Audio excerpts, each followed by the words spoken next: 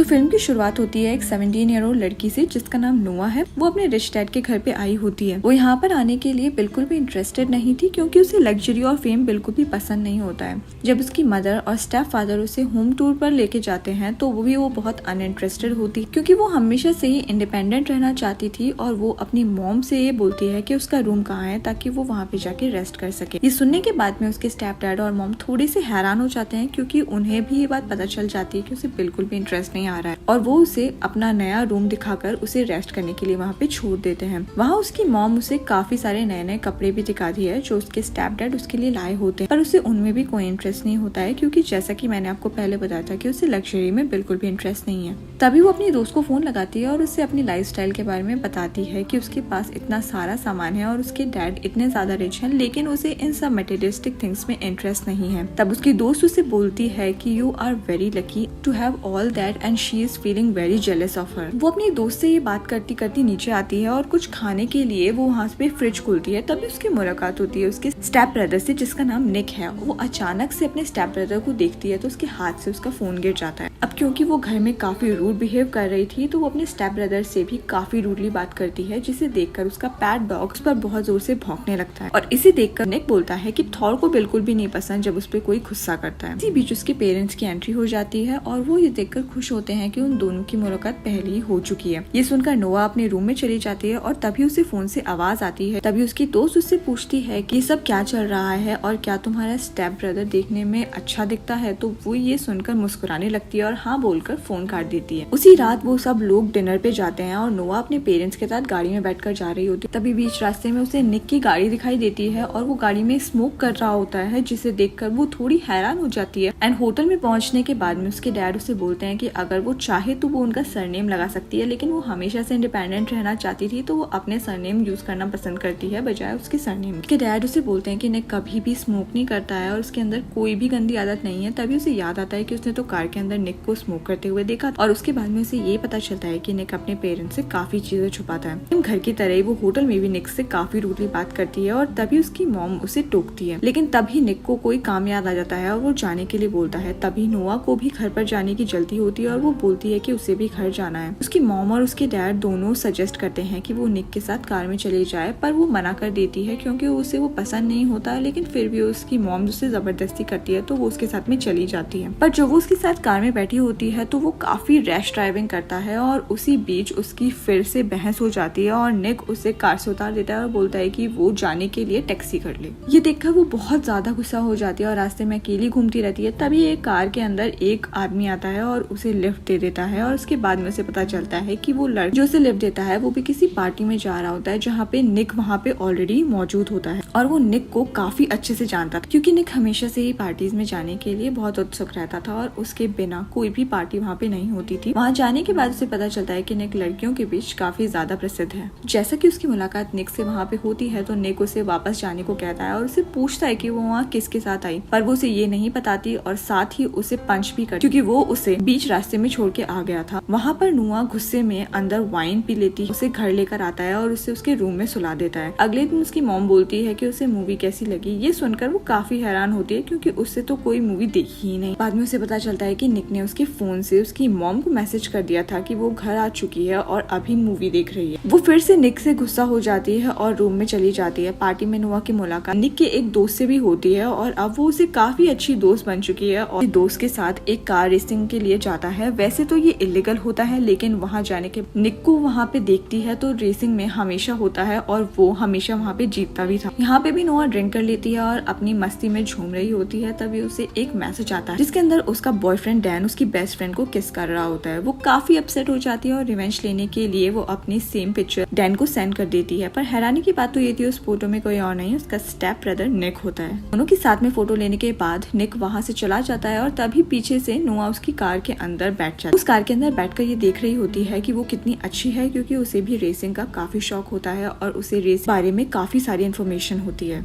बीच में ही रेस चालू हो जाती है और वो कार से उतर नहीं सकती थी इसलिए उसे रेस करनी पड़ती है। हालांकि वो बाद में रेस में जीत भी जाती है, लेकिन रूल्स के हिसाब से निक को ही रेस करनी थी, इसलिए निक रेस में हार जाता है और रूल्स के मुताबिक निक को पैसे देने होते हैं। क्योंकि उसके पास पैसे नहीं होती इसलिए वो अपनी कार उन्हें दे देता है और स्पीच में काफी ज्यादा वो अपसेट हो जाता है। ये सब देखकर नोआ भी काफी अपसेट हो जाती है और वो निक को बोलती है कि वो उसे पैसे वापस दे देगी, लेकिन तब ही निक का ओपोनेंट नोआ के लिए कुछ बातें गलत बोल देता है, जिससे निक को बहुत गुस्सा आ जाता है। उसकी फाइट चालू हो जाती है। देखकर नोआ बहुत ज्यादा डर जाती है क्योंकि उसका पास्ट काफी टेरिफाइंग एंड डार्क होता है। तभी निक अपने दोस्तों के साथ उसे घर पर लेकर चला जाता है। जब वो सुबह उठती है तो उसे पता चलता है कि उसे किसी इवेंट में जाना है, जहाँ पर उसकी मॉम उसके लिए अच्छी ड्रेसेस तैयार कर रही होती है। निक के बारे में वो पूछती है तो उसे पता चलता है कि निक तो दिनों से घर नहीं आया था। थोड़ी टेंस हो जाती है, लेकिन वो निक की प्रोफाइल देखती है तो उसकी फोटो एक बच्ची के साथ में दिखाई देती है। वो बच्ची और कोई नहीं, उसकी मॉम की डॉटर होती है, यानी निक और नोआ की स्टेप सिस्टर। तभी उसकी मॉम उसे बोलती है कि वो चिंता न करे, निक इवेंट में जरूर आ जाए। लेकिन निक वहाँ भी नहीं आता है और घर जाने के बाद में नोआ फिल्म देख रही होती है और साथ में वो थॉर के साथ बैठी होती है। वो कुछ टाइम पहले ही उस पर भौंक रहा होता है, लेकिन अब उनकी दोस्ती हो चुकी। तभी निक वहाँ आ जाता है और उसके पास बैठ जाता है और उसे बोलता है कि वो काफी अच्छी रेस करती है। तभी नोआ उससे बोलती है कि उसे तो लगता था कि वो उसकी इकलौती बहन है, लेकिन उसकी तो एक बहन और भी है और वो काफी सुंदर है दिखने में। तभी उनके बीच में एक रोमांटिक सीन को दिखाया जाता है, लेकिन निक उसे दूर हटा देता है और बोलता है कि वो ये सब नहीं कर सकता क्योंकि वो उसका स्टेप ब्रदर है, और उसे कहता है कि अगर वो ऐसा कुछ करे तो वो उसे रोक ले और ऐसा ना होने दे। अगले दिन नोआ कार वॉश कर रही होती है, तभी उसकी मॉम वहाँ आती है और उसे सरप्राइज देती है। उसके साथ में उसका एक्स बॉयफ्रेंड जो कि डैन है वो भी साथ में आया होता है। उसकी मॉम डैन को वहाँ इसलिए लाती है ताकि वो लोग साथ में कुछ टाइम स्पेंड कर ले, लेकिन नोआ उसे देखकर खुश नहीं होती है क्योंकि उसे पता है कि डैन उस पर चीट कर रहा है और दूर करा निक ये सब कुछ देख रहा होता है। वो काफी अपसेट हो गया है कि डैन वहाँ पे आ चुका है। नोआ डैन को बुलाती है तो वो सब भूल जाती है और वो उसे माफ कर देती है, लेकिन तभी डैन उसे बोलता है कि वो यहाँ पे सॉरी बोलने के लिए आया था और आगे से ऐसा कुछ भी नहीं होगा। लेकिन नोआ अपने रूम में चली जाती है। तभी निक वहाँ आता है और उसे बोलता है कि अब डैन वहाँ पे आ चुका है, लेकिन नोआ उसे बोलती है कि वो डैन के सामने ना आए। डैन ने उन दोनों की फोटो देखी है और वो घर वालों को भी ये चीज बता सकता है। वो निक को छुपाने की कोशिश करती है, लेकिन वो उसे फनी वेज में इंटरप्ट करता रहता है। बाद में डैन को पता चल जाता है कि निक और कोई नहीं बल्कि उसका स्टेप ब्रदर है और वो नोआ को एक ड्रिंक के लिए इनवाइट करता है। तभी निक एक पार्टी के अंदर होता है जहाँ पे उसकी मुलाकात उसकी से होती है, क्योंकि वो फिर से उसकी बहन के बारे में गलत बोलता है। वो एक बार फिर से उन दोनों के बीच में फाइट का कारण बनता है और जब वो फाइट करके अपने घर आता है तो निक नोआ से मिलने उसके रूम में जा रहा होता है। तभी वो देखता है कि डैन भी अभी अभी नोआ के रूम में घुसा। ये देखकर वो काफी नाराज हो जाता है और उसे लगता है कि वो लोग नाइट साथ में स्पेंड करने वाले हैं। तभी वो बाहर जाकर देखता है कि नोआ तो पहले से ही बाहर होती है और वो वहाँ पे सो रही होती है। ये देख के वो बहुत ज्यादा खुश हो जाता है। तभी वहाँ फिर से एक रोमांटिक सीन हमें देखने को मिलता है। अचानक से डैन भी वहाँ पे आ जाता है। नोआ उसे बोलती है कि वो उसे माफ कर देगी, लेकिन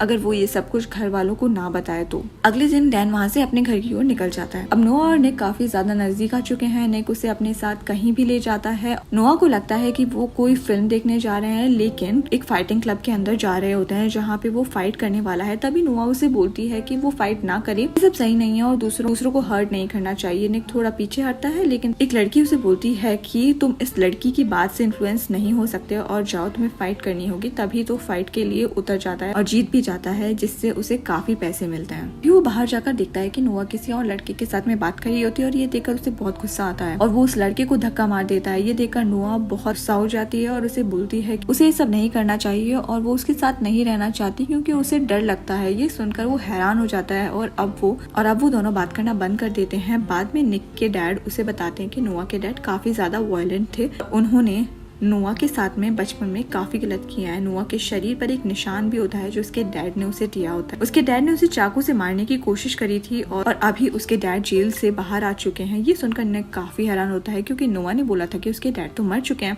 पर असल में वो जेल में होते हैं। उसे ये भी रियलाइज होता है कि नोआ उस दिन उसे क्यों नाराज हुई थी। वो नोआ से माफी मांगता है और बाकी सब वैसे ही चलने लगता है जैसे पहले चल रहा था। फिर उसके डैड जेल से निकल जाते हैं और एक दिन निक के डैड रूम में आते हैं और उन दोनों को साथ में बेड पे देख लेते हैं। ये देखकर वो थोड़े हैरान होते हैं, लेकिन वो इन सब चीजों को साइड में रखकर निक को बोलते हैं कि उसकी छोटी बहन की तबीयत थोड़ी खराब है और ये सुनकर वो काफी हैरान हो जाता है और नोआ और निक दोनों अपनी छोटी बहन से मिलने से निकल जाते हैं। वापस आते समय वो बीच में काफी टाइम एक साथ स्पेंड करते हैं और बोलते हैं कि कि ये उनका लास्ट टाइम है और इसके बाद में वो ये सब नहीं करेंगे। बीच में वो एक स्टोर पर रुकते हैं और जैसे ही निक सामान लेकर बाहर आता है तो वो देखता है कि नोआ कार में नहीं है और वो उसका नाम पुकारने लगता है। घर पहुंचता है तो देखता है कि उसके पेरेंट्स उससे बहुत नाराज होते हैं क्योंकि उसने नोआ का ध्यान नहीं रखा और अब वो किडनैप हो चुकी है। लेकिन तभी उन्हें एक अननोन नंबर से कॉल आता है और नोआ की मॉम को पता चलता है कि जिसने नोआ को किडनैप किया है वो और कोई नहीं बल्कि उसका रियल डैड है और अब वो जेल से बाहर आ चुका और वो नोआ को वापस करने के लिए उनसे $1 मिलियन की डिमांड करता है। उसकी मॉम और स्टेप डैड पैसे लेकर उस जगह पे खड़े होते हैं जहाँ पे उसने उन्हें बुलाया था। उन लोगों के कान में एक ब्लूटूथ जैसा कुछ लगा होता है जो पुलिस से कनेक्टेड होता है। तभी निक पुलिस वालों को बोलता है कि उसकी कार भी वहीं पर है जहाँ पे नोआ को रखा गया है और अपनी कार को ट्रेस करते हुए वहाँ पे पहुंच जाते हैं और ये बात नोआ के डैड को पता चल जाती है और वो नोआ को लेकर वहाँ से निकल जाते हैं और कार भी वो नोआ से ही ड्राइव करवाते हैं और उसके सर पे वो एक गन भी रख देते हैं। काफी देर तक निक उसे चेस करता है लेकिन वो उसके हाथ नहीं आती है और बीच में वो एक ऐसी जगह पे रुक जाते हैं क्योंकि वहाँ पे एक डेड एंड होता है और तभी नोआ निक को इशारों में समझाती कि उन दोनों को एक साथ गाड़ी को लाना होगा और ऐसा ही करते हैं। जैसे ही गाड़ी साथ में आती है तो वो दोनों नीचे झुक जाते हैं और पुलिस इंस्पेक्टर फायरिंग करके उसके डैड को गोली से मार देती है। तो स्टोरी में ट्विस्ट यहाँ पे आता है जब हमें ये दिखाया जाता है कि निक और नोआ अब साथ में नहीं रहेंगे क्योंकि उनके पेरेंट्स की शादी हो चुकी है और वो दोनों भाई बहन है। लेकिन ऐसा नहीं होता है और वो फिर से साथ में टाइम स्पेंड करते हैं और ये बात अब नोआ की मॉम को भी पता चल चुकी है। और फिल्म का एंड कुछ इस तरीके से होता है कि नोआ की मॉम अपने हस्बैंड को बोल रही होती है कि उन्हें ये सब रोकना होगा और इसी तरीके से मूवी एंड हो जाती है।